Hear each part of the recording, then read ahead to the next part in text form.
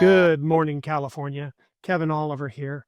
Let's talk about disclosures and what they are and why they matter and what happens if a seller doesn't disclose something important.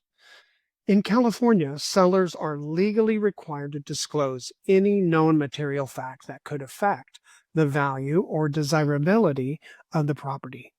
That includes things like roof leaks, past water damage, pest issues, foundational issues, or neighborhood nuisances. The most common forms that are used are the TDS, or the Transfer Disclosure Statement, and the SPQ, or the Seller Property Questionnaire. And if the home was built before 1978, you need to add in a lead-based paint disclosure as well. But what if the seller lies or conveniently forgets something? Well, that's where it gets serious. If a buyer later discovers a non-disclosed issue, it can lead to a canceled deal, or a demand for repairs and credits, or even a lawsuit after closing. That's why documentation and transparency are everything. Remember, in real estate, what you don't know can hurt you.